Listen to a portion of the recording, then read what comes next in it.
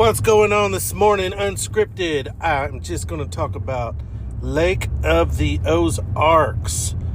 Excuse me. There's been a lot of other reports out there, so I'm not going to repeat everybody, but not a lot of stuff is popping up on iTunes as far as reports. I think I don't know the numbers on it, but we're one of the only ones that pop up on iTunes when you're driving. So, for you iTunes listeners out there, Lake of the Ozarks is fishing medium good for bass. So, crappie's been pretty good, but you really got to hammer those condo docks, lots of shade.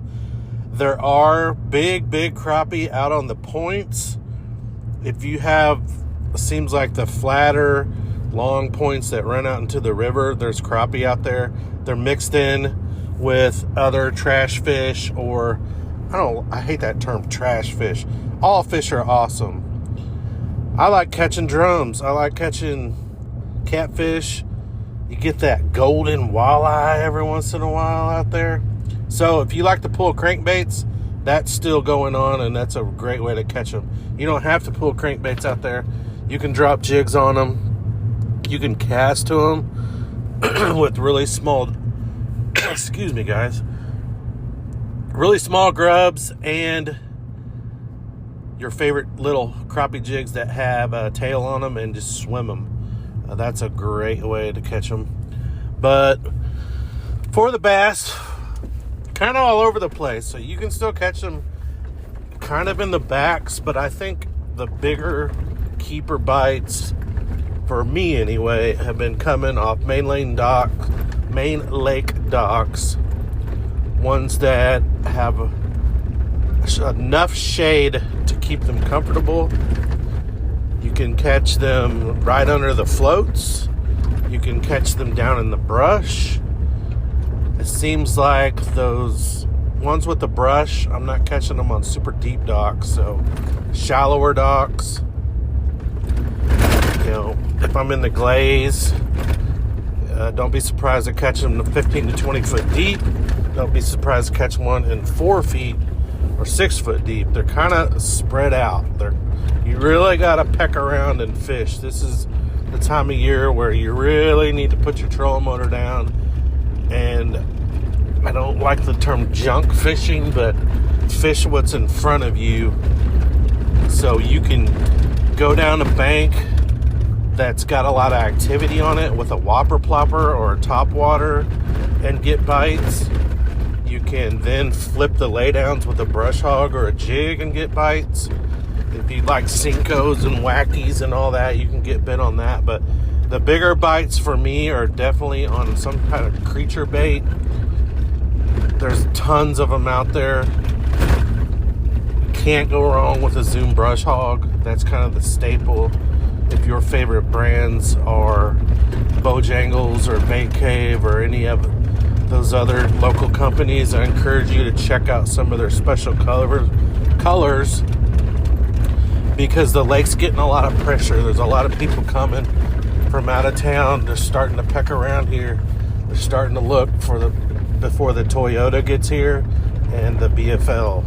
We also have a lot of fall tournaments that are going to be either kicking off on some circuits and then winding down. So still have a few night tournaments left. So we're definitely in that transition period time. The water temps have been coming down. We got 80 degrees in the morning, 82, 83 in the afternoon. I haven't seen temps stable under 80 yet. Water flow is pretty much nothing.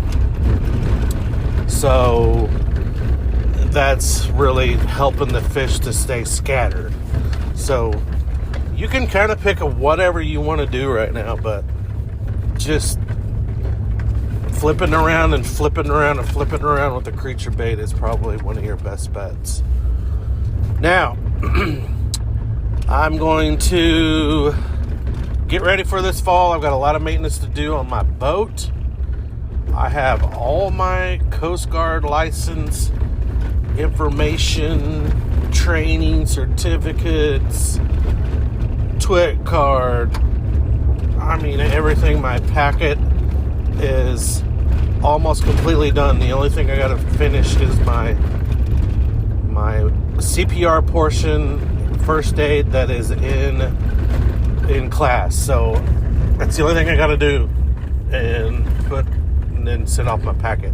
I don't know how long it'll take to actually have my updated master's, whatever, merchant mariner marine freaking license in my hand. So I'm going to anticipate that coming by next spring. We'll just say by next spring. I don't know.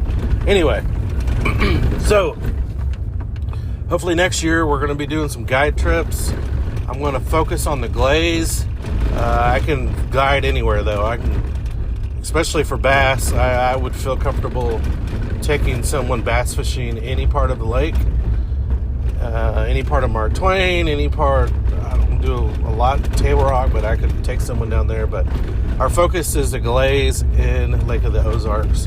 I would love to focus on taking veterans out of the Lake of the Ozark rec area.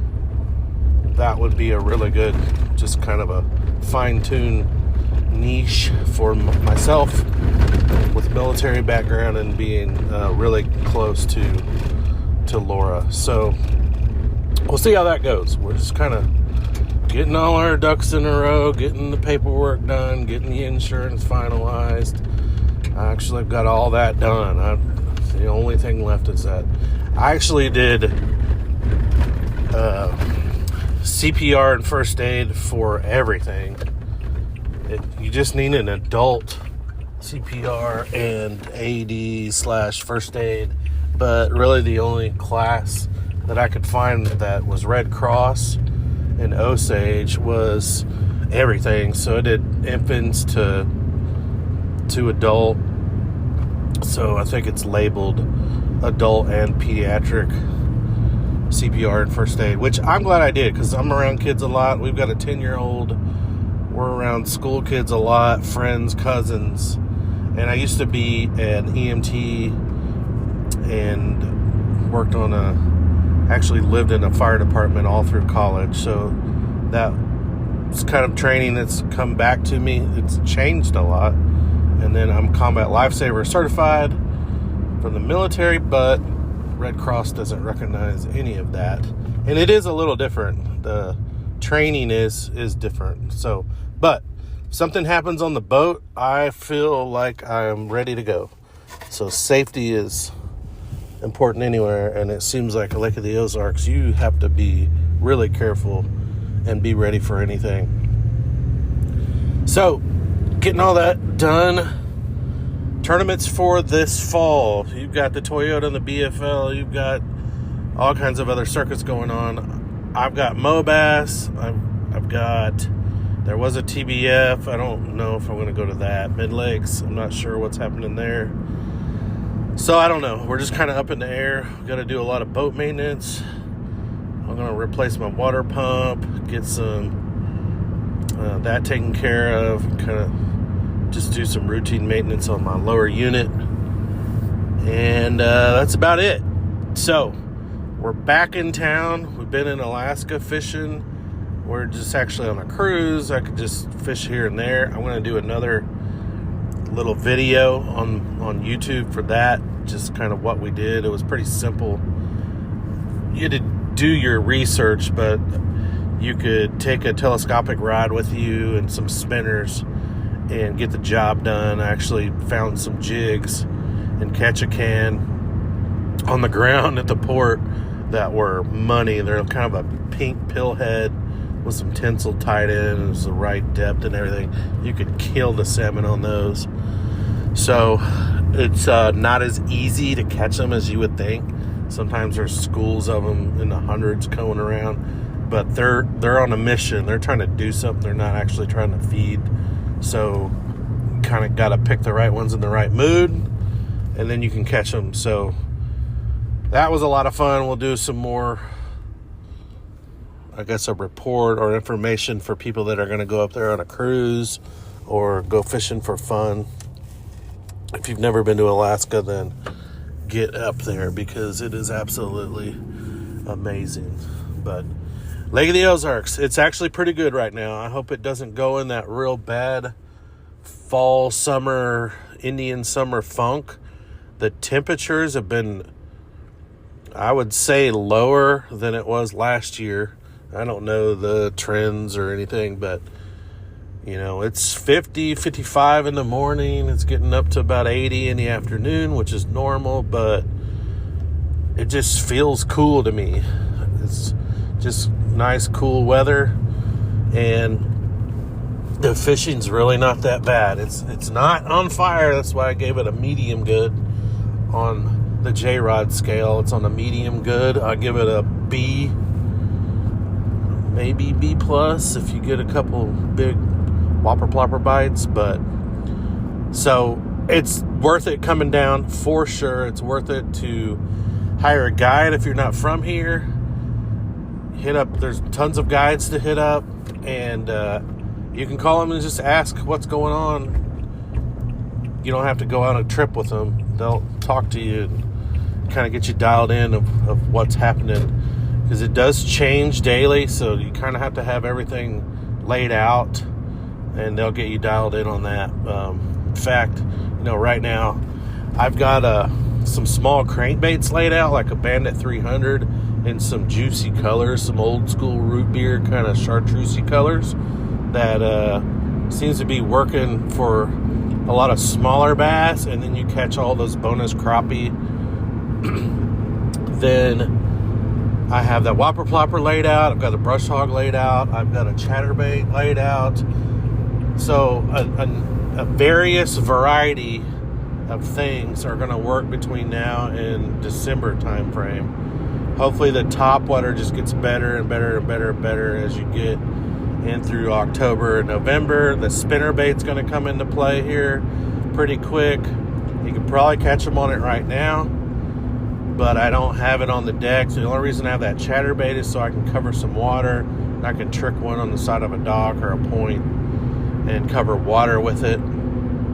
But really that plopper brush hog is the 1-2 punch right now. So we're going out again today. If anything changes, I'll let you know. Thanks for listening. Have a safe Labor Day weekend.